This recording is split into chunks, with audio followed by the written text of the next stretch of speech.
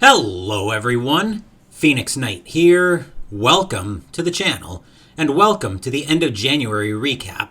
Hard to believe that we're already at the end of the first month of 2024, and time to recap everything that we did for January, but let's get into it. It's been another great month on the channel, so now we're going to recap it all. There's still a lot to go through on this month, but I think we're back to a mostly normal content schedule coming off the heels of December. Let's get right into the game recap. And we're actually going to start off with the very first game of the year as we played Roll for Great Old Ones.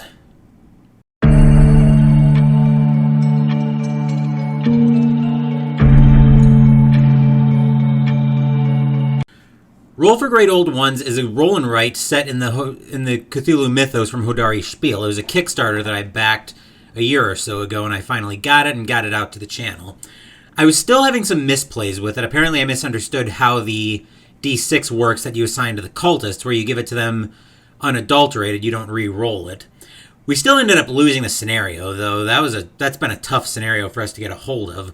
But I do still really enjoy this game. I think it helps that it's set in the Cthulhu mythos, and that I can actually erase everything and play it again, where one of my biggest hesitations with roll and writes has been if I really enjoy it, and I eventually play all the way through the game, I'll eventually have to buy another pad of paper. I don't have any kind of dry erase options, whereas this one and another one that we just played yesterday do have dry erase options. So we're able to use those to at least be able to play through the game and be able to play it again and again and again. It's just a matter of clean the dry erase paper off, and away you go, and you're ready to play it again.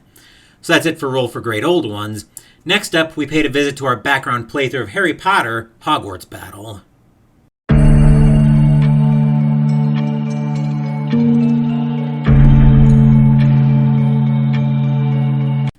Harry Potter Hogwarts Battle by USAopoly is a deck builder set in the Harry Potter universe, where you're trying to stop all of the villains in whatever game you're playing from taking control of all the locations based on the book that you're playing in. We were playing in Book 3 on our video back in earlier this month. We almost lost this game, actually, due to Lucius staying out for way too long, but we managed to pull it out of the fire. I like this one because it's a great deck builder that's got a lot of strategy to it, but it also serves as a fairly simple intro to deck builders, where you're able to buy one card where you go through, do your dark arts, then do any villain abilities that might come up, then you play your cards out, assign your shots, and then you buy one card per turn. Mark it replaces at the end of the turn. But like I said, I really enjoy this game, and I expect we're going to come back to it at some point. But that's it for Harry Potter Hogwarts Battle. Next up, let's talk about the winter campaign for Arkham Horror, the card game.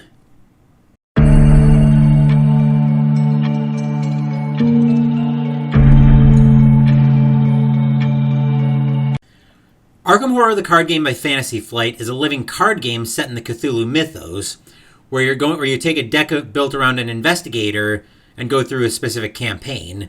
For the winter campaign, we did the Innsmouth Conspiracy this year, and we had problems with this pretty much from the word go. It didn't help that when I came out of the first scenario, I immediately wanted to blow up my Kluver's build and start over. When I come out of the first scenario of a campaign wanting to blow the deck sky high and start over, that's usually a sign that, okay, yeah, you're going to end up having an early exit from this campaign. And indeed, that's what happened with Akachi's build, because we never really could get going with that. It didn't help that I didn't really enjoy Innsmouth. I felt the story was very disjointed, where one scenario, where I don't remember the exact structure, but basically it's like, okay, one scenario you're in flashback, another you're back in present day, then you're back in flashback for a couple, then you're back to present day. The story is just very disjointed to me. And it's captured in the unspent experience, where sometimes you have to wait on spending your experience until after like a scenario or two, where that kind of makes it a little bit hard to get into a flow of how to make the videos on the channel. And my original plan with this campaign was I was going to do a chronologically accurate Innsmouth Conspiracy campaign doing the scenarios in order so we don't have the flashback problems. But I realized there were going to be two main problems with that. First, I was going to end up with a brutal chaos bag and no real chance to fix it, which is also part of what doomed us in the playthrough of the campaign as written. The other problem is we were going to end up with, I think, based on a chronologically accurate campaign, we were going to end up with, I believe, the second to last scenario, which is usually one of the tougher scenarios in the campaign. We were going to end up with that in the first half of the campaign, with a brutal chaos bag and no experience, and hardly any experience into the deck. That was going to cause us a lot of problems as well. The other problem I had with this campaign, there was one more thing that I didn't like about this campaign. The disjointed story, the unspent experience. I forget what it was. I'm sure I'll think of it when I get done filming the recap. But that's it for the winter campaign in Arkham Horror the card game. Next up, we move to a more traditional deck builder as we played Aeon's End.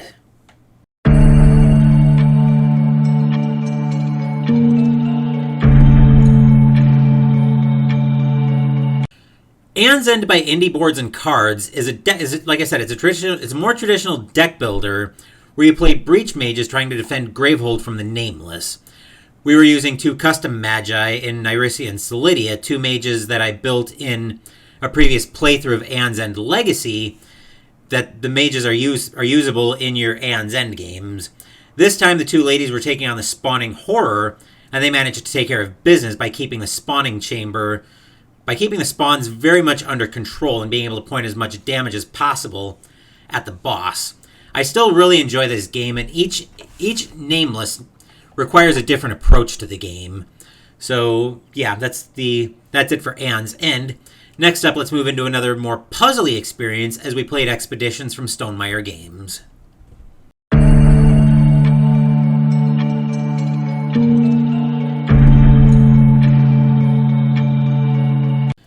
Expeditions by Stonemaier Games is set in the Scythe universe, where you have control of a mech with special abilities, and you're trying to upgrade your mech with cards, quests, and all of that stuff. I think there's also meteorites that you can meld as well. I do really enjoy the puzzle aspect, but I have yet to win a game of this. It is a little bit of a beast, right on the edge of what I'd consider good Wednesday content, but it does seem to work. So I do enjoy the puzzle aspect of it, but I definitely need to spend more time with this game to figure out the ins and outs of it, of how I'm going to crack everything here. But that's it for Expeditions. Now let's move it into our background playthrough of Mag 23, Guadalcanal.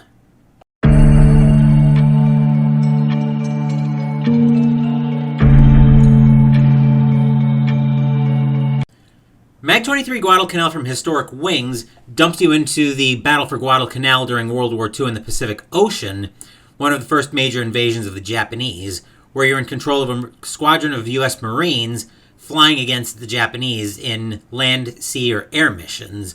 We had a very short mission in Guadalcanal when we played this earlier this month, mostly because we had a Japanese fighter disaster, and we ended up having a mission of nothing but fighters. So our pilots were milling around for a little bit, practicing their dogfighting, but ultimately they ended up flying off.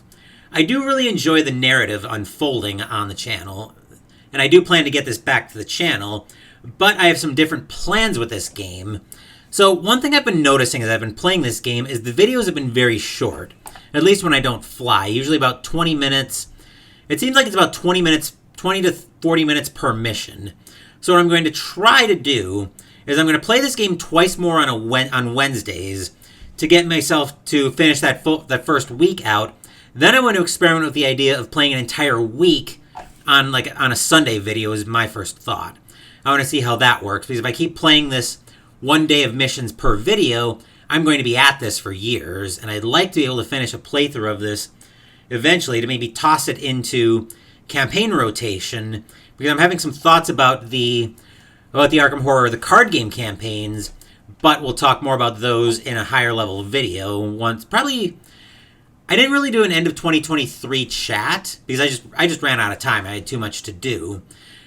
Maybe we'll take a little bit of time. Maybe we'll take some time later this year and kind of sit down and think about and talk about the brainstorming I'm having around that. But we'll see what I want to do with that. But that's it for Mag 23 Guadalcanal. Next up, we stepped back into the Warfighter universe for what's technically a debut, as we debuted Warfighter Modern Daytime from Dan Versen Games.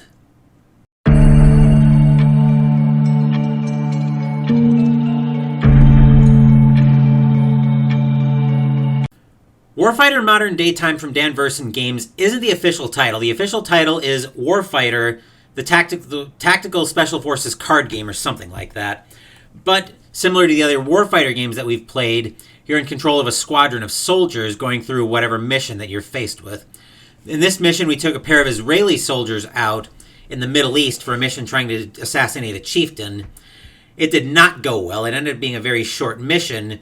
We didn't have a lot of resource points to play around with.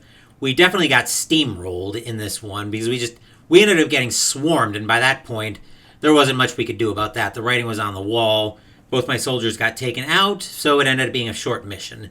But I do really enjoy this system.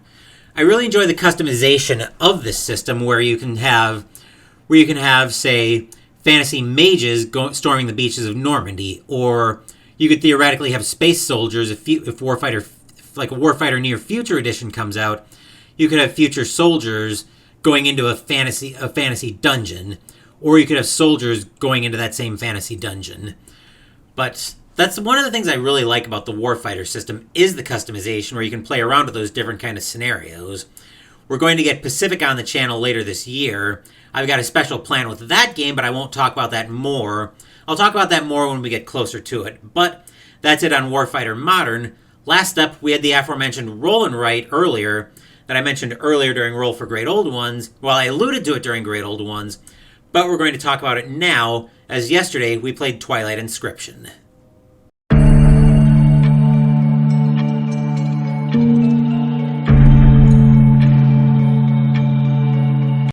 Twilight Inscription by Fantasy Flight is a roll and write set in the Twilight Imperium universe. We have control of a faction with resources based on the dice, and you cross off your resources and spend them on your dry erase sheets, trying to do similar things to the Twilight Imperium universe. This one did not go well. We had another new faction, and it was a rough day with that game. We ended up being lost in galactic history. But I still really enjoy this game. I wouldn't say it's a simple game, but it's not nearly as complicated as Twilight Imperium is. And when you get the feel for it, you can easily knock a game out in, I would say, about an hour and a half at the most. So it definitely succeeds in that regard of getting the feel of Twilight Imperium down to a much more manageable game length. But that's it for all of the games that we played in January. Next up, let's recap Mystical Munchies.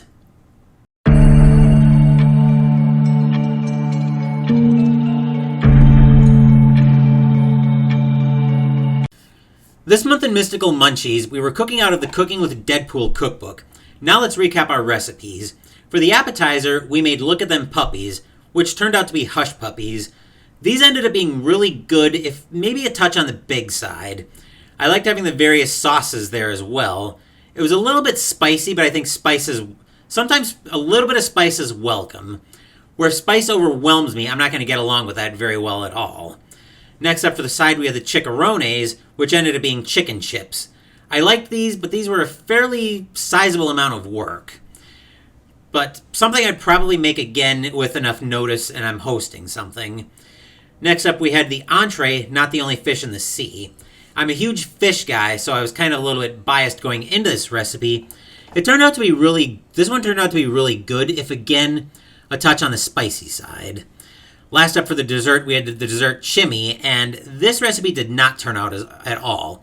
I had a lot of problems with this, at least once I got to the spring roll wrappers, where you might remember the first wrapper broke on camera, and I was like, okay, wait a second, that can't be right. A little bit more research, and it turned out, okay, that is intended behavior, but I have to soak it in water and make it pliable. I think I might have made them a little bit too pliable in soaking them in water, but I was able to get them in the oven and get them baked and brought them out. The taste test was not a good one at all. In fact, the dessert chimney ended up being our first ever garbage dump on Mystical Munchies.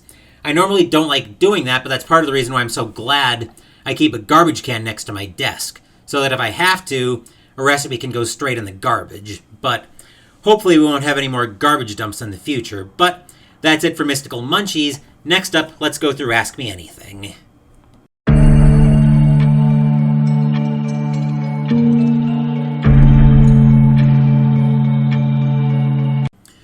For those of you who are new to the channel, first of all, welcome to the channel.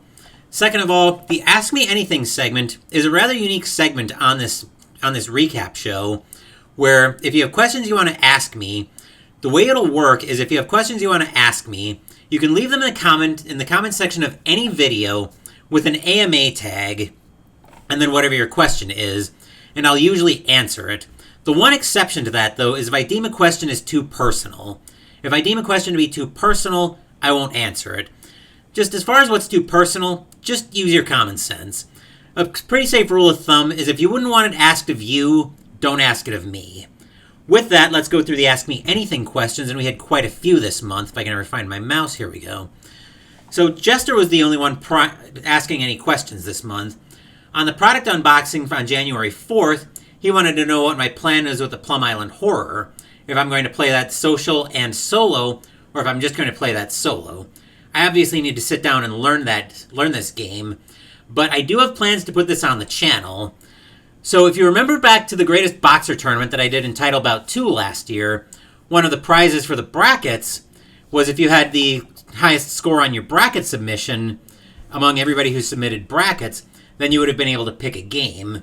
If you would have picked a perfect bracket, then I would have let you pick a campaign for this year, except for the winter campaign and the card game, just because I expected to need everything to be booked in a fairly quick basis.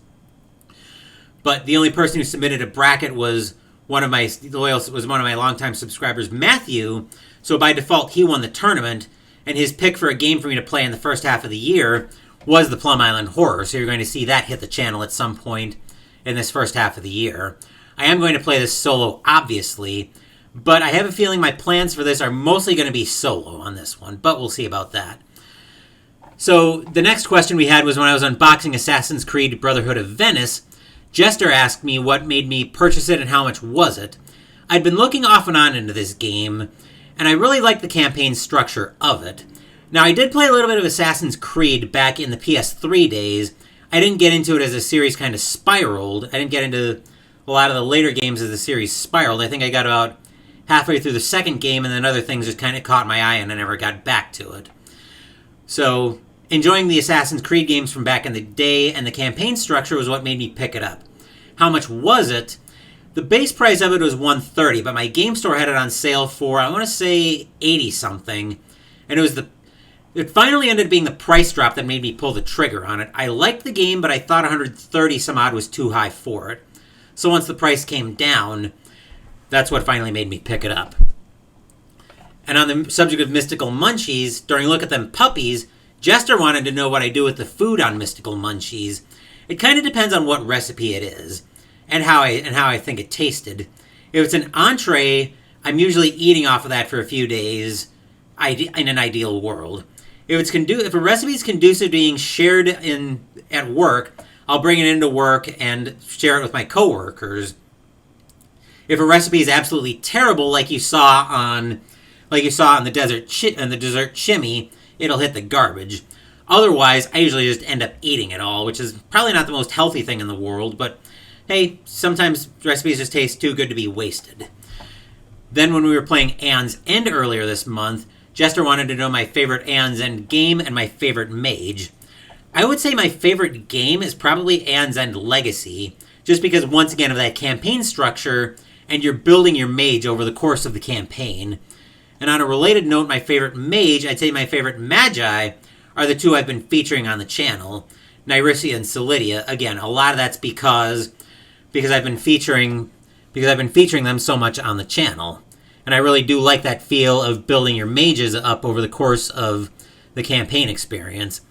Then when I was unboxing Inside Pitch Baseball, Jester wanted to know how many sports games were on my list from my top 100 games of all time list from last year versus how many are going to be on the list this year. As a quick plug, Jester, Higher Ground Gaming, and I will be live starting on Sunday, counting down our top 100 board games of all time. We'll be live on Jester's channel for that, so I'll put a link to his channel in the description down below. Stop by, say hi, and see how my list, actually, see how all three of our lists have changed over the course of the last year. As far as how many games are on the channel, or on the list, I had one sports game on the list last year, which was Title Bout 2. As for this year, that would be getting spoilerific. You guys will have to tune in and see how many sports games make my list this year. But that's it for Ask Me Anything. Next up, let's talk about what's coming in February.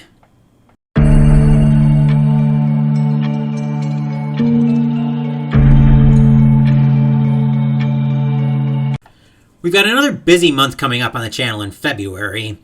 We're going to get a few baseball games in this month, including our first two games of the month. We're going to play Season Ticket Baseball on Sunday, and next week we're playing APBA Baseball. The next week after Season Ticket Baseball will feature a return to the channel after a 2+ year absence as we bring Sentinels of the Multiverse back to the channel. Then we're going to have two debuts on the channel as we play G.I. Joe, the deck building game, and Inside Pitch Baseball, both of which, like I said, will also be debuts. Then we're going to have an old favorite on the channel as we play Marvel Champions, probably with debuting a new hero, but I won't spoil that until we get closer to it. After that, we're going to have yet another debut game on the channel, along with the first game on this year's TAC-UP Wargaming list. As in honor of Chester Nimitz's birthday in February, we're going to play Fleet Commander Nimitz from DVG. Then to close out the month, we're going to head back to the boxing ring as we play Glory Days Boxing. As for Mystical Munchies, we're going to be cooking out of the Cooking for Wizards, Warriors, and Dragons cookbook. This cookbook's somewhat weird as it's organized by the specific type of recipe, but there are also callouts to recipes based on specific properties. We've got a few recipes that we're cooking out of here, three of which are from the Kushiel's Legacy series by Jacqueline Carey. We'll have stories in here as well, so I'll talk a little bit more about those.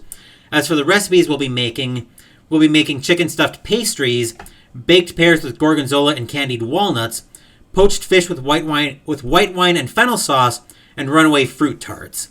With the scene all set for February, let's go ahead and wrap this video up.